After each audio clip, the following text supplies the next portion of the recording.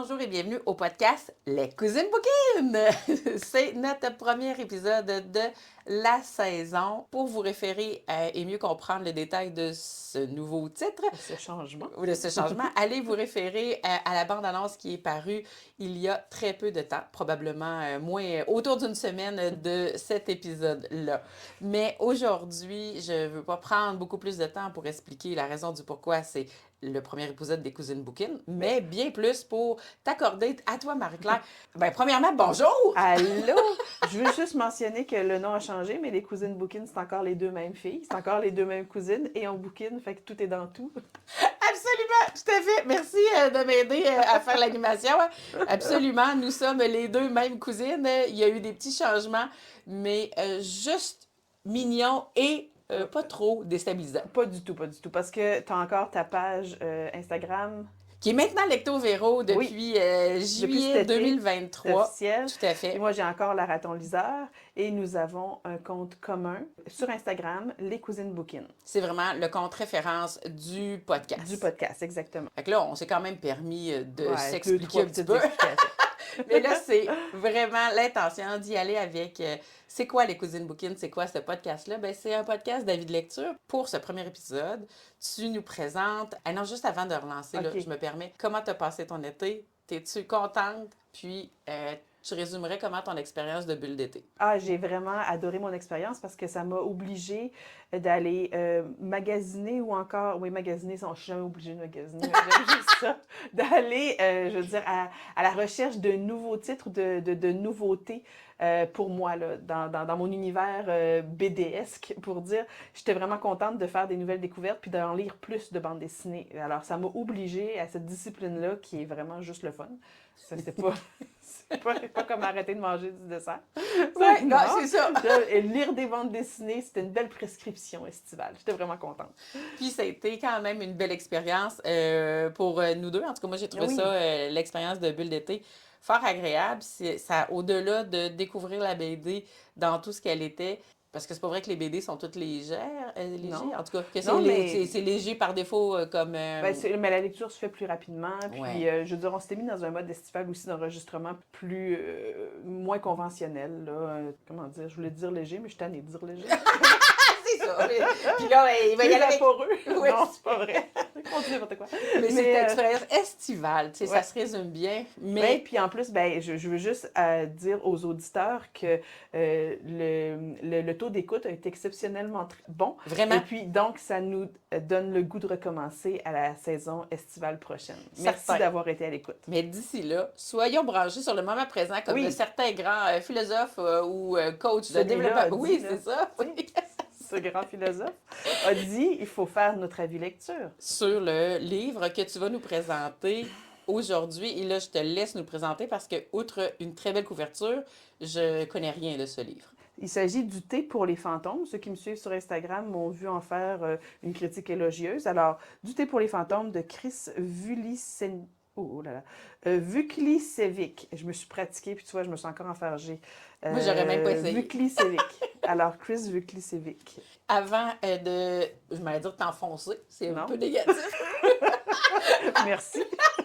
Avant de poursuivre avec l'avis de lecture, bien, je vais vous inviter, vous, auditeurs, à partager, commenter, aimer toutes les publications qui concernent le podcast Les Cousines Bouquines. J'ai manqué à voir Bien. Vieux réflexe. un vieux réflexe. Et que vous trouvez maintenant sur Instagram, mais aussi de venir nous suivre sur nos différents réseaux sociaux. Pour moi, c'est Lecto Véro. Et toi, Marie-Claire? La raton liseur.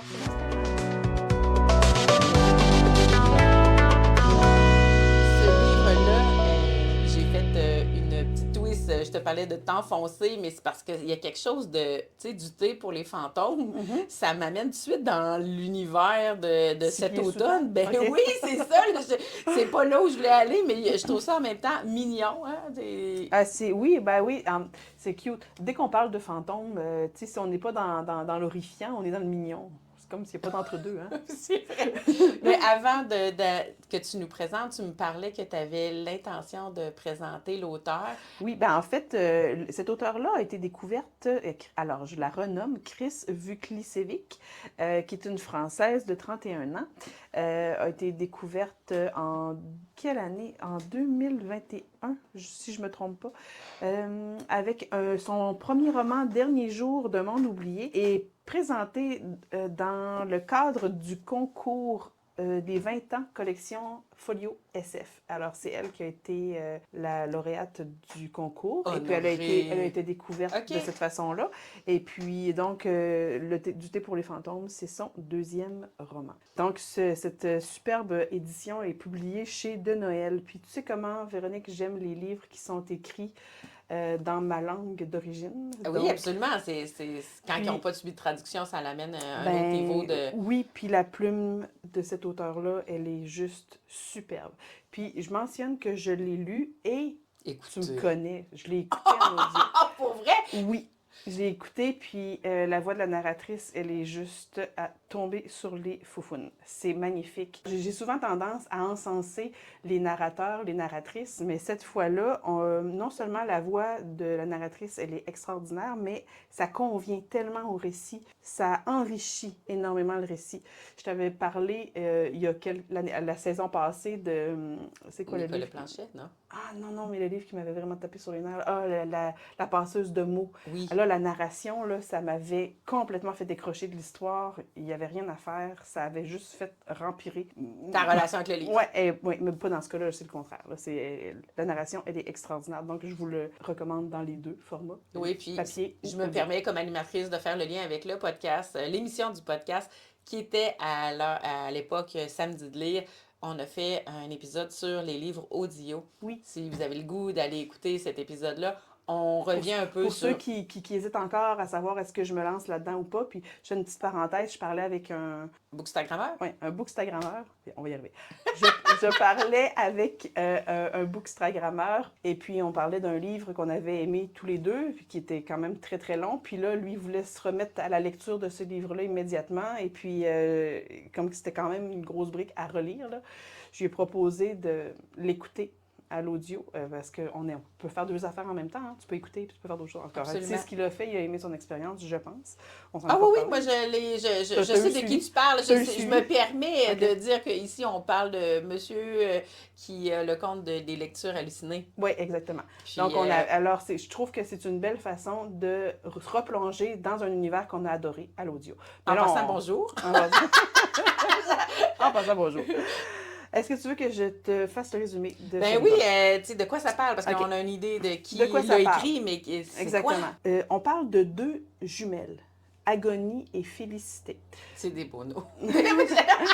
les deux bébés, les deux jumelles, donc, sont nés de leur maman Carmine, qui a été enceinte pendant 10 mois. Ça se passe dans les montagnes en France, dans une région brumeuse, là où on va, j'allais dire cultiver les moutons, mais ça se cultive pas, où on va élever les moutons. Dans quelque chose de très rural, dans un endroit qui est très reculé. Alors, comme je disais, dans une montagne, tout ça. Et puis, cette maman-là, donc, est enceinte pendant 10 mois, finit par mettre au monde ses jumelles. L'une qui est adorable, qui est un poupon tout à fait mignon, puis avec des belles petites joues roses. L'autre qui mord son sein, qui pousse sa jumelle par terre, qui veut faire sa place, qui est déjà quelqu'un d'envie. On sait qu'il y a quelque chose qui se place. Là, on parle que c'est des êtres humains, là. Oui, c'est pas des fantômes. Non, ce ne sont pas des fantômes. En fait, ce qui arrive, c'est que ces deux jeunes filles-là vont grandir. Leur papa décède juste avant la naissance des filles, la veille, le jour même. Donc, elles n'ont jamais vraiment connu leur papa.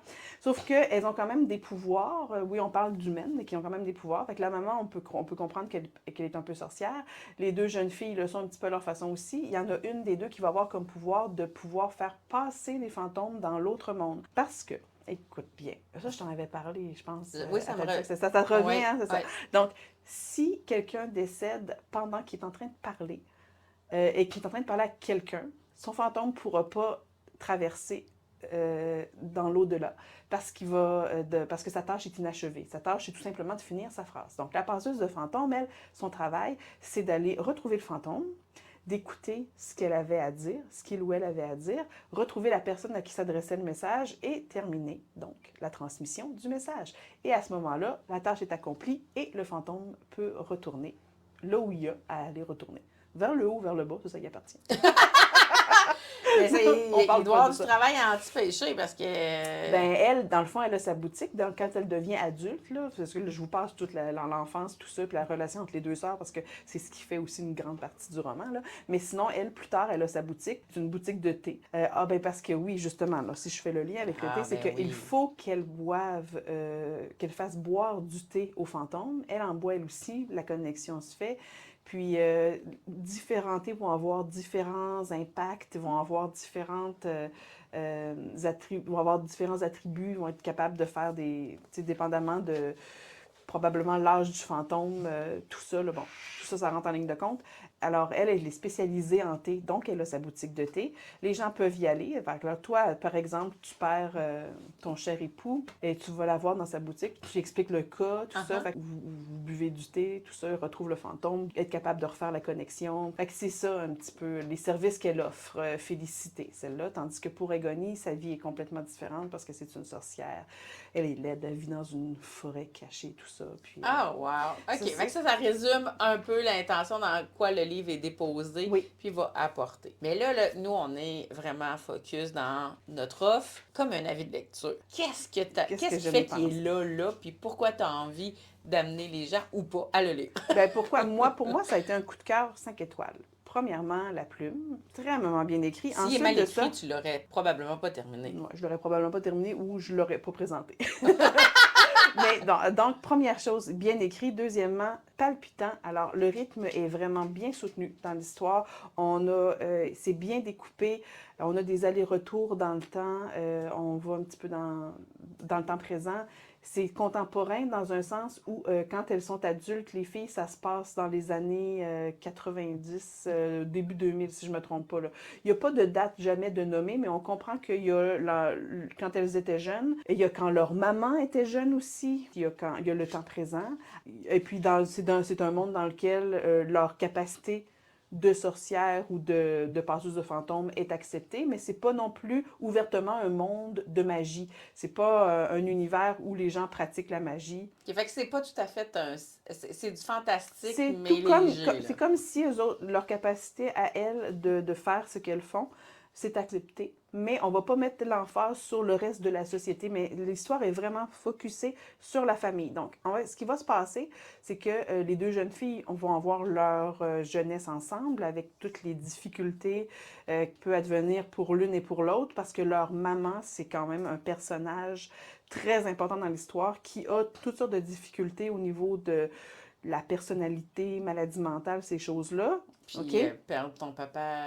Elle a perdu son mari, mais les autres, ils n'ont pas eu de papa, là, tu sais. Oui, en fait, ça reste pas un événement dramatique. OK. Parce qu'il faut pas oublier que comme Félicité peut voir les fantômes, dans le fond, elle, son père, elle le voit pas mal tout le temps. L'histoire va être découpée comme un genre de roman policier, dans le sens où leur maman va décéder. Et puis quand Félicité va recevoir un appel téléphonique de sa mère, qui est sur le point de mourir, elle sent qu'il y a quelque chose qui ne fonctionne pas. Là, ça crie dans le téléphone, tout ça. Il arrive quelque chose de dramatique. Fait que là, elle dit, oh mon Dieu, ma mère vient de décéder. Faut que j'aille essayer rapidement. Surtout qu'elle est en train de parler puis qu'elle n'a pas fini sa phrase. Oui, oui, non. En plus, elle est en train de dire quelque chose, puis elle l'entend crier, puis elle comprend qu'elle est morte. Fait que là, elle se dépêche de retourner dans sa montagne natale pour retrouver sa mère. Là, il y a toutes sortes de mystères autour de ça. Là, on est vraiment dans le mystère. C'est vraiment bien décrit, c'est vraiment bien présenté, c'est haletant. On a envie de savoir. C'est vraiment un tourneur de page.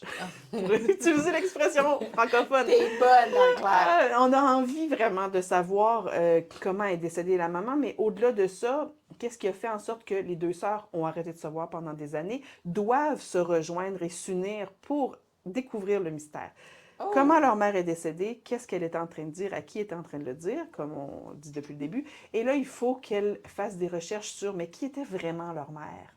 elles vont se rappeler toutes sortes de souvenirs, elles vont aller faire leur enquête, aller parler aux fantômes de leurs grands-parents, les parents de Carmine, qui ont été OK. très difficiles à trouver. Ensuite de ça, aller voir des gens avec qui elle avait travaillé au village. Ils font vraiment une grosse enquête. Cette enquête-là les amène à se rapprocher, veut pas un petit peu aussi de par leur mission, si on veut, qui les unit un petit peu. Alors, on est vraiment dans la sororité. Ça vient toucher des cordes sensibles chez les gens qui vivent des situations familiales qui peuvent être un peu plus difficiles. Puis c'est très réaliste dans le sens où parfois on n'a pas le choix, c'est la famille, on choisit pas notre Ouais, famille, non, mais c'est il sûr. faut s'unir pour pouvoir avancer. Le dénouement est vraiment satisfaisant, très satisfaisant. C'est une histoire que je recommande, peu importe que vous aimiez le fantastique ou pas, il n'y a pas assez de fantastique pour pouvoir rebuter ceux qui ne voudraient pas se lancer dans un univers complexe, ce qu'il n'est pas du tout. C'est vraiment pas un univers complexe. Il y a des touches d'humour qui Allège le drame, on sent qu'il y oui, a comme un exactement. fond de... Ou tout à fait. Il y a des touches d'humour qui sont bien dosées, bien distribuées. C'est parfait. Et puis, on est dans quelque chose qui est aussi très réconfortant à la lecture de tout ça, puis on termine le livre, on est bien. Tu sais, ça commence, c'est le narrateur, c'est un narrateur, c'est parce que je me réfère à l'audio, c'était une narratrice, là, mais à la lecture, c'est un narrateur qui accueille quelqu'un dans le salon de thé, un voyageur, puis qui dit, viens t'asseoir, il pleut dehors, tu peux rien visiter de toute façon dans la ville présentement. C'est la ville où vivait Félicité. Puis viens t'asseoir, j'ai une histoire à te raconter, prends une bonne tasse de thé, installe-toi confortablement, il y a un feu, dans l'antre. Alors, on est bien, on se réchauffe. Et puis, c'est ça, dans le fond, tout ce temps-là, c'est l'histoire nous est racontée par un narrateur. On va savoir c'est qui plus tard par rapport aux deux sœurs dans l'histoire. Uh-huh. Et puis, fait que tout est parfait. Tout est parfait. C'est un excellent roman. Un gros coup de cœur que je recommande à tout le monde. D'ailleurs, je pense qu'il est en réimpression parce qu'il est sorti. L'édition que toi t'as ne Ouais, serait plus disponible. exactement. Oh! La couverture sera légèrement différente. Elle était belle, par Ben, exemple. elle ressemble encore à ça. Peut-être OK. les couleurs un peu plus contrastées. OK. Ce que j'ai vu, là, mais ce que je vous dis, ça, c'est une image que j'ai vue sur Instagram, mais sinon, c'est pas mal la même chose. Fait qu'il est sorti en 2023, il vient de sortir ce printemps, là. Puis il est déjà... Mais Et toi, ton pourtant, édition date. je l'ai acheté à sa sortie. OK. Fait que c'est un livre de cette année. C'est un livre de cette année. OK, puis ils Oui, ont oui. déjà de Ils la sont déjà en réimpression. Ah, mon réimpression. Dieu, OK, ça a été un coup de cœur, pas juste pour toi, là. Non, non, pas juste pour moi. Mais sauf que ils en ont peut-être parlé plus en France qu'ici. Je ne l'ai pas tellement vu passer Pas en ici. tout, moi non plus, ça me Mais dit rien. ceux à qui j'en ai parlé ont tenté l'expérience et je pense que c'est positif pour tout le monde, là. C'est une excellente lecture, vraiment. Qui m'a désarçonnée dans le sens où je ne m'attendais pas. Je m'attendais à rien. Je m'attendais à rien. Moi, du thé pour les fantômes, juste le titre m'avait déjà conquis. Ça peut Oui. pas être. Je Ça peut. m'attendais à quelque chose d'un peu plus mignon, moins, tu sais, moins profond, là, moins Ouais. dans l'investigation de ça, mais quand même, Mais on tombe jamais dans le drame où on a envie de. de se pendre. Non. Non, on n'est pas là. Puis on n'est pas dans le youpeli lai légèreté non plus. Quand je te dis que c'est bien dosé, là, on est toujours. Elle maintient l'attention, là, juste ce qu'il faut pour maintenir notre attention et pour maintenir notre intérêt et pour aussi nous faire marcher sur un fil de fer d'émotion là, entre là je vais rire mais en même temps je comprends que c'est dramatique puis j'ai envie de verser une larme. Tu comprends? C'est Absolument. tellement bien dosé là, cette fille-là. C'est une auteure qui a beaucoup de talent. Puis, est-ce que il y a un groupe d'âge que tu recommanderais le À livre? partir du moment où on est capable de soutenir une lecture de 400 quelques pages, moi, Avec début d'adolescence, j'aurais trouvé ça vraiment très intriguant. Sinon, il n'y a pas d'âge limite. non, ça, Non. À c'est partir du rare. moment, je dirais à partir de la sixième année, moi, c'est un livre c'est à partir du moment où un élève, je dis un élève, là, on dirait que je parle comme une enseignante, mais à partir du moment où un ou une jeune a envie de se lancer le défi de le lire, là, au niveau du contenu, C'est accessible. c'est accessible. OK, génial. Hey, Marie-Claire, est-ce qu'on serait rendu à notre... La nouvelle façon de terminer le podcast, alors, Absolument. je vous prépare. Absolument. C'était pas... Absolument. Je vous prépare, je vais vous préparer toutes les semaines un quiz. Et puis, en lien un petit peu avec l'univers du livre que je vous ai présenté, moi, je vous pose des questions, puis je vous invite à aller donner vos réponses sur la page des Cousines Bouquines en message privé. À partir de ce moment-là, vous allez pouvoir comparer. Moi, je vais donner les réponses à ce quiz-là sur la page des Cousines Bouquines. Et pour ceux qui ne nous suivraient pas sur Instagram et qui ne font que nous écouter en podcast, c'est possible aussi. Je vais redonner les réponses en début de podcast la semaine prochaine. Absolument. OK? Fait que les réponses vont être données, À disponibles. deux endroits différents. Donc, la semaine de la sortie du podcast, ça va être disponible sur la page des Cousines Bookin. Sinon, au prochain podcast. Génial. Puis OK? là, bien, moi, je vais tenter de répondre. Ah oui, Je veux m'amuser, mais je te moi dis pas aussi. si oui ou non. non. C'est ça, absolument. Fait que OK. vous pouvez prendre mes réponses Voilà. ou pas, puis aller confirmer, savoir si je suis sur la là. couche. OK, ça va. Moi, je vous donne pas les réponses. Non, OK. Puis là, Ça paraîtra pas dans mes yeux non plus. Avec le quiz de cette semaine, connaissez-vous vos thés? oh! OK? Alors, moi, je vous nomme un type de thé. Moi, j'aime ça, mais je sais pas, je les connais. Hein, non? Je vous nomme un type de thé, puis vous nommez le pays d'origine. OK? Ouh! On commence? Oui. OK. Le premier, le Earl Grey. Moi, je dirais que c'est anglais. Réponds-moi pas. Je réponds pas. Le deuxième, le Rooibos. C'est bon, ça. Je dirais que c'est asiatique, mais je me lance pas dans quelle région. D'accord. Dans quel pays. Le troisième, le Maté. Oh. Ah, c'est-tu dans les... Tu me demandes, sais-tu? Ben non, je te veux dirai pas que tu me répondes ma réponse. Moi, je dirais que c'est dans le coin de l'Amérique centrale. Le quatrième, le Sancha. Ah, ça, moi, je dis que c'est en Asie. Et le dernier, le thé chai. Mais il ne faut pas dire thé chai. Je t'expliquerai pourquoi après. Le OK. chai, juste le chai. OK. Moi aussi, je retourne en Asie. Tu retournes en Asie. Ouais. Là, évidemment, je ne vous donne pas de réponse aujourd'hui. Non. Les réponses vont suivre. Je vais avoir des petits fun facts à vous donner aussi, des petites explications à propos de Absolument. chaque... Puis là, je me rends compte que cette section-là Ouais. de l'épisode, là, C'est me très- rend très vulnérable. Absolument, parce que je dois, et je dis à tout le monde, à tous ceux qui écoutent, Oui, mais- mon niveau de connaissance générale, mais je vis bien avec ça. Là. Oui, puis de toute façon, c'est pas parce que j'ai fait le quiz que je connaissais déjà toutes les réponses, pas dans les détails aussi que je vais donner. Puis ensuite de ça, c'est que ça va être modulé. Il va en avoir des plus difficiles puis des plus faciles dans les 5 questions. Je voulais juste souligner le fait, un petit fun fact qui donne pas de réponse dans le fond, la différence entre le thé et le chai. Est-ce que tu connais la différence des deux? Moi, je le savais pas. C'est mon chum qui m'est arrivé avec ça à la dernière minute quand j'ai fait mon quiz. Puis il a dit « Ah, tu devrais aussi mentionner que... » Alors, on appelle thé tous ceux qui possèdent le thé, tous ceux qui ont découvert le thé par voie maritime. Donc, par exemple, le thé est parti d'Asie pour venir aux États-Unis par bateau. Alors, aux États-Unis, on va appeler ça du thé, tu comprends? Ouais. Si le thé a voyagé de son pays d'origine vers le pays d'accueil par les voies terrestres, comme l'Inde, par exemple, le thé est parti de la Chine pour se rendre en Inde, on va appeler ça du chai. C'est la seule différence. Par voie maritime, c'est le thé. Par voie terrestre, c'est le chai. Je vous laisse mijoter là-dessus, aller chercher vos réponses. Googlez pas vos réponses. Là. Donnez-les. Faites ça comme moi. Hey, là. là. Allez, puis là, après la réponse, l'information que Marie-Claire vient de donner, j'ai l'impression que j'aurais modifié quelques-unes de mes réponses. Oui, quand même! Voilà, ça fait le tour pour moi. Je trouve ça très, très intéressant. Puis là, j'ai dit que je me mettais vulnérable. Je n'ai pas honte de ce que je suis, de mon niveau de connaissance. Fait que pour vrai, si j'ai apporté par mes réponses un peu de bonheur puis de la rigolade, tant mieux. Voilà. Ça l'a... Peut-être que tu as 5 sur 5, je ne sais pas. Là. Ouais, non, ça me surprend. Mais j'ai super hâte d'aller voir les réponses sur notre page Instagram. Fait que j'espère que ça donnera le goût à certains de se lancer, de s'abonner ou juste tenter la réponse. Puis si vous n'êtes pas réseaux sociaux du style Instagram et autres, ben n'hésitez pas à réécouter le prochain épisode où on va présenter quel roman? La prochaine fois, ça va être L'ours et le rossignol, la trilogie. Fait que ça vaut la peine, autant pour les réponses que pour entendre parler, Marie-Claire, de cette série de livres magnifiques. Alors, ça va être sur ces mots-là qu'on va se laisser cette semaine. Marie-Claire, merci d'avoir été là. Merci les auditeurs d'être avec nous dans ce bonheur et plaisir de parler de littérature. Et je vous souhaite à tous, d'ici notre prochain partage, de passer de magnifiques moments en compagnie de vous. Bye!